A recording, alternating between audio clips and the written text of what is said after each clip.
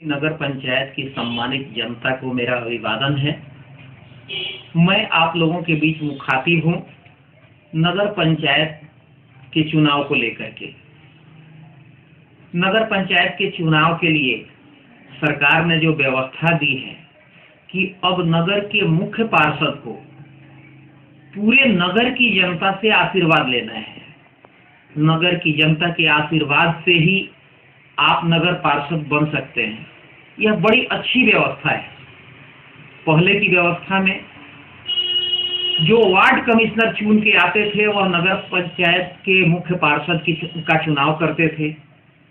अब नगर के जनता को अपना मुख्य नगर पार्षद चुनने का जो अधिकार है वह जनता के प्रति नगर के मुख्य पार्षद को उत्तरदायी बनाने का एक प्रभावशाली कदम है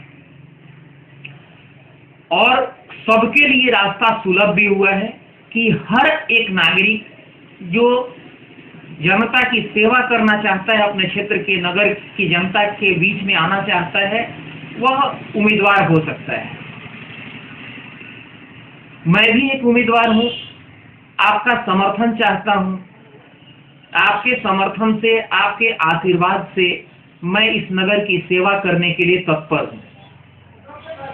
लेकिन मुझे आने की जरूरत क्यों पड़ रही है, यह भी आपका जानना नैतिक अधिकार है।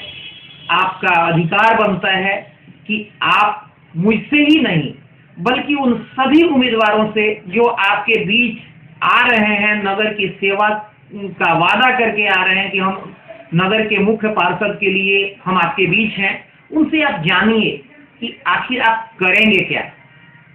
जो लोग नगर के पुराने मुख्य पार्षद रह चुके हैं और इस चुनाव में आपके बीच हैं, उनसे भी आप यह पूछिए कि आपको 5 वर्षों तक इस नगर के मुख्य पार्षद के रूप में सेवा करने का मौका मिला तो आपने किया क्या।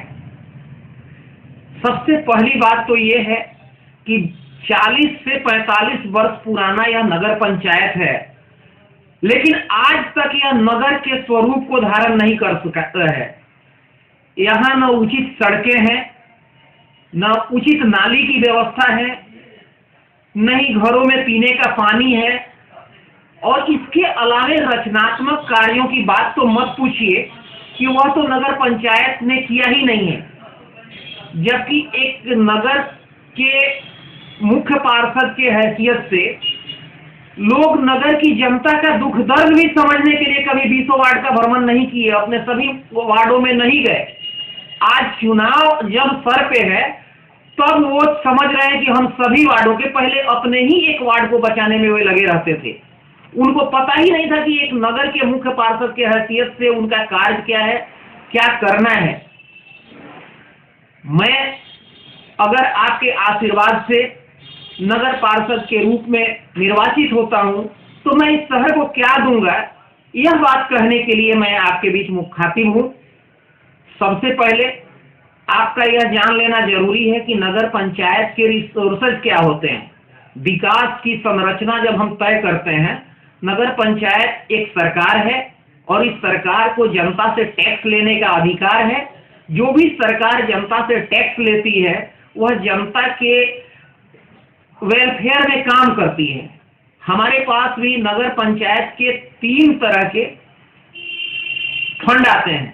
एक नगर पंचायत के अंतरिम संसाधन से जो जनता के टैक्स के रूप में आता है, और दूसरा सरकार के द्वारा अनुदान के रूप में केंद्र सरकार या राज्य सरकार को जो टैक्स के पैसे जाते हैं उसमें शहरी निकाय को अनुदान के रूप में एक हिस्सा आता है विकास कार्य के लिए वह। और तीसरी, अगर आप कॉन्शियस हैं तो आप अप्रवासी भारतीय से, पूंजीपतियों से, इस तरह के रिसोर्सेज से पैसे जमा करके आप विकास के कार्य को कर सकते हैं।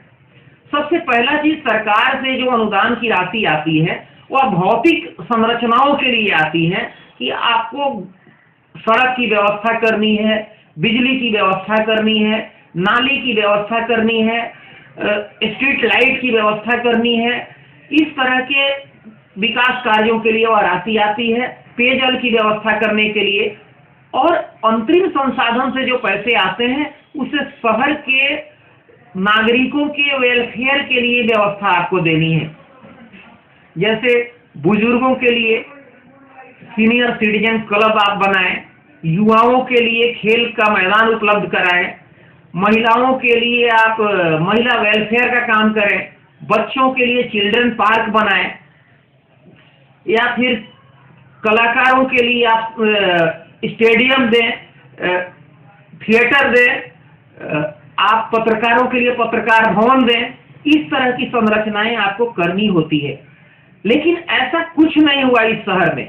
इस तरह के कोई भी कार्य, इसके अलावे भी शहर को बहुत सारे संरचनात्मक कार्यों से शहर बनाया जा सकता है।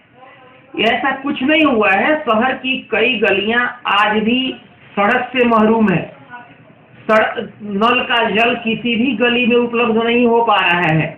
जनता को पीने का पानी नहीं है, सड़कें नहीं है, बदहाली है, सड़क धूल और कचरे में पड़ा हुआ है। ऐसे में जनता बदलाव चाहती है और उस बदलाव को लाने के लिए हमारे मन में भी एक आया कि अगर जनता आशीर्वाद देती है तो मैं शहर को अपने सपनों का शहर बना सकता हूं, इस शहर को एक विकसित शहर के श्रेणी में ला सकता हूं। अगर मुझे आपका आशीर्वाद मिलता है तो मैं सरकार के धन से होने वाले जो विकास कार्य हैं, सड़क की व्यवस्था, बिजली की व्यवस्था, नाली की व्यवस्था, पीने की पानी की व्यवस्था के अतिरिक्त मैं सड़क को वह संसाधन दूंगा जो एक शहर को शहर बनाने में काम आते हैं और शहर को शहर के रूप में उससे विकसित किया जा सकता है। जैसे युवाओं के लिए खेल का मैदान, पत्रकारों के लिए पत्रकार भवन, कलाकारों के लिए ऑडिटोरियम, खिलाड़ियों के लिए खेल का स्टेडियम, बच्चों के लिए चिल्ड्रन पार्क, महिलाओं के लिए क्लब, सीनियर सिटीजन के लिए सीनियर सिटीजन क्लब, पढ़े लिखे लोगों के लिए लिटरेट क्लब की व्यवस्था देना।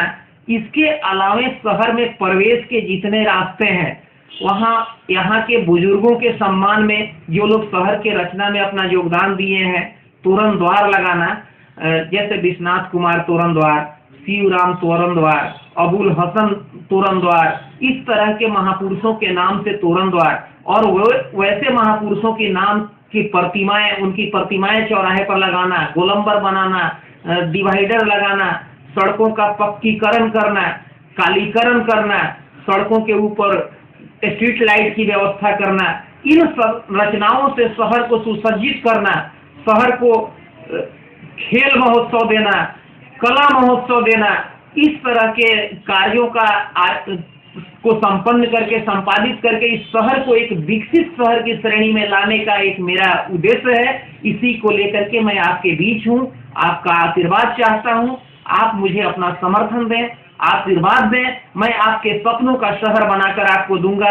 आपके हर भावनाओं का, आपके सुख दुख का, आपके विकास कार्यों का मैं सहभागी बनूंगा। इसी के साथ आप सभी को एक बार मेरा निवेदन है, प्रार्थना है कि आप सुगौली को सुगौली शहर के रूप में विकसित करने के लिए मुझे अपना बहुमूल्य योगदान दीजिए, समर्थन दीजिए। मैं आपके विश्वास पर खरा उतरूंगा। जय हिंद, जय सुगौली की जय।